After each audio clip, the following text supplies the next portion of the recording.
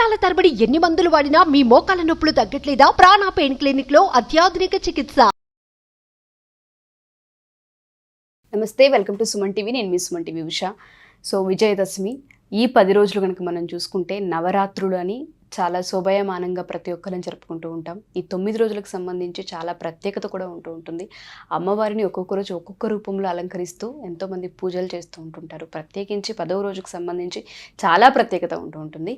So ఈ రోజు ఈ నవరాత్రుల్లో ఎవరైతే కొన్నిటిని అచీవ్ చేయాలనుకుంటూ ఉంటారు, కొన్నిటి నుంచి బయటపడాలనుకుంటూ ఉంటారు, అది హెల్త్ కావచ్చు, బిజినెస్ కావచ్చు, మనీ పరంగా కావచ్చు, రిలేషన్షిప్స్లో కూడా విభేదాలు ఉన్నప్పుడు వీటి నుంచి ఓవర్కమ్ అవ్వాలి అనుకుంటూ ఉంటారు. వాళ్ళందరికీ సంబంధించి కూడా ఈ నవరాత్రులు అసలు ఏం చేస్తే మనం బయటపడవచ్చు అండ్ దాంతోపాటు లా ఆఫ్ అట్రాక్షన్ ఏం చెప్తుంది, ఒకసారి కల్పన గారిని తెలుసుకుందాం. నమస్తే కల్పన గారు. నమస్తే ఉషా గారు. ఈ మాసం అంతా చాలా పాజిటివిటీ ఉంటుందండి అండ్ దాంతోపాటు చాలా పవర్ఫుల్ అని కూడా మనం చెప్తూ ఉంటుంటాము.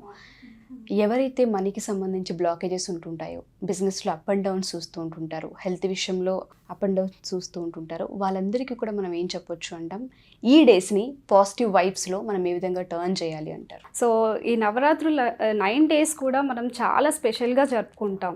సో ఏంటి అంటే ఈ 9 రోజులు కూడా దుర్గామాత మహిషాసుడితో రాత్రింపగలు యుద్ధం చేసి 10వ రోజున విజయాన్ని సాధిస్తుంది అనమాట.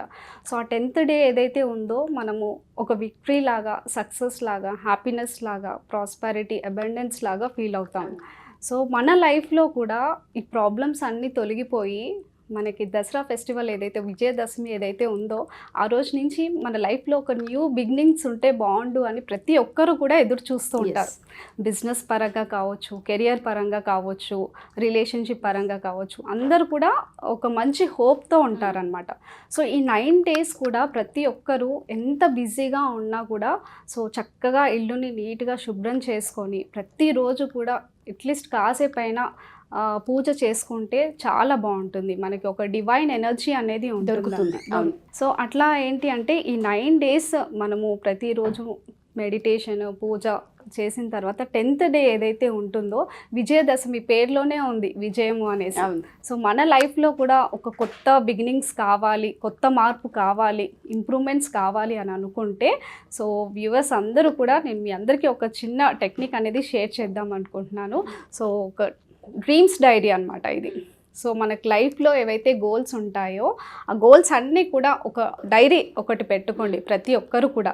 సో మీ లైఫ్లో మీరు ఏం అచీవ్ చేయాలనుకుంటున్నారు, అది షార్ట్ టర్మ్ కావచ్చు, మీడియం టర్మ్ కావచ్చు, లాంగ్ టర్మ్ కావచ్చు, అన్నీ కూడా డైరీలో డేట్స్తో సహా గ్రాటిట్యూడ్ చెప్తూ మనం ఆ రోజు స్టార్ట్ చేసినట్టయితే ఇంకా అది మనం తర్వాత ఇంకా కంటిన్యూ చేయొచ్చు. సో ఆ రోజు నుంచి ఏదైతే ఉంటుందో గ్రాటిట్యూడ్ అనేది అప్లై చేయాలి. ఓకే. సో ప్రతి ఒక్క గోల్కి మీరు ఏదైతే అంటే జాబ్ పరంగా లేదా బిజినెస్ పరంగా ఏదైనా స్టార్ట్ చేయాలన్నా, కొత్త జాబ్ అచీవ్ చేయాలనుకున్నా అట్లీస్ట్ మినిమం ఒక 5 goalsతో మీ డైరీని రాయడం స్టార్ట్ చేయాలి ఆ రోజు నుంచి. ఓకే. ఒక 5 goals పెట్టుకున్నాం అనుకోండి, ఇంకా తర్వాత ఇంకా దాన్ని మనం కంటిన్యూ చేయొచ్చు లైఫ్ టైం. సో మనం ఎలా రాయాలి అంటే గోల్ మనం గ్రాటిట్యూడ్ చెప్తున్నట్టుగా, భగవంతుడికి గ్రాటిట్యూడ్ చెప్తున్నట్టుగా, యూనివర్స్కి గ్రాటిట్యూడ్ చెప్తున్నట్టుగా, ఈ మూమెంట్లోనే మనం అచీవ్ చేస్తున్నట్టుగా టార్గెట్ డేట్, అలాగే స్పెసిఫికేషన్స్, ప్రతి ఒక్క గోల్కి మనం స్పెసిఫికేషన్స్ ఇవ్వాలన్నమాట.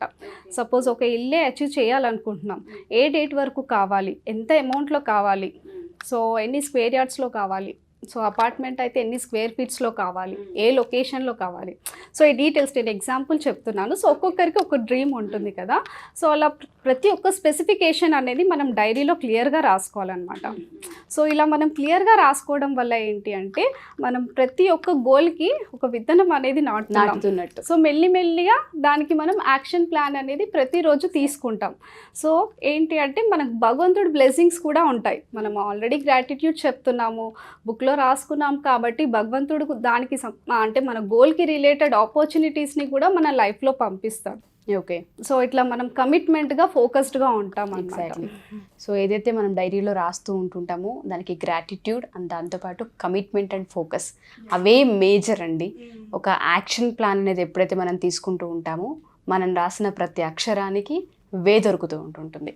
చాలామంది ఇవి మిస్ అవుతూ ఉంటుంటారు. కల్పన గారు మీరు అన్నట్టుగానే చాలామంది కంప్లైంట్ ఏ విధంగా ఉంటుందంటే, మీరు చెప్పారు, మేము రాసాము, అఫర్మేషన్ చేసాము, మాకేం రాలేదు అని కూడా మాట్లాడే వాళ్ళు ఉంటుంటారు.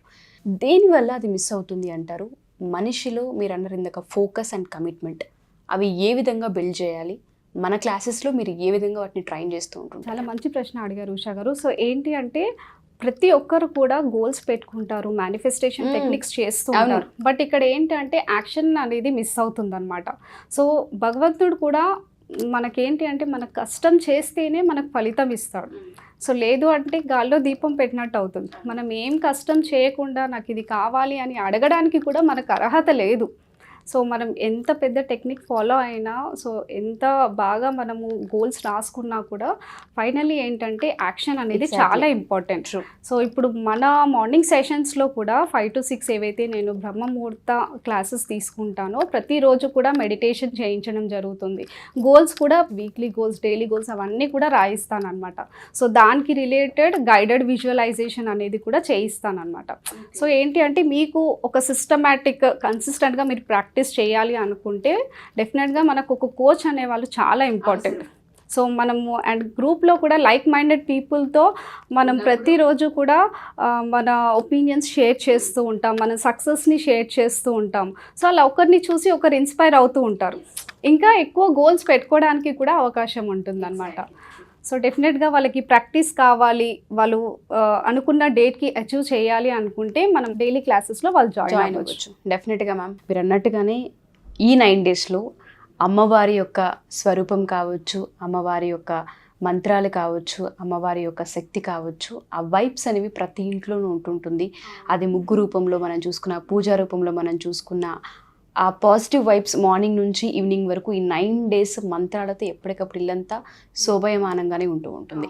ఈ డేస్లో ప్రత్యేకించి మీరు అన్నట్టుగా ఈ బర్నింగ్ బౌల్ యాక్టివిటీ కనుక తీసుకుని నెగిటివిటీని అంతా మనం రిమూవ్ చేసి ఏదైతే పొందాలి అనుకుంటున్నామో ఆ ఫీల్ని, ఆ సంకల్పాన్ని మనం తీసుకొని అమ్మవారిని అర్చించుకున్న, ఆధ్యాత్మిక వేలో చూసుకున్న, ఇటు లా ఆఫ్ అట్రాక్షన్ త్రూ మనం చూసుకున్న చాలా వాటికి స్పిరిచువల్ వేలో కనెక్ట్ అవుతూ ఉంటుంటారు. అండ్ దాంతోపాటు నేచర్కి కనెక్ట్ అవుతూ ఉంటామని చాలా క్లియర్గా అర్థమవుతుంది.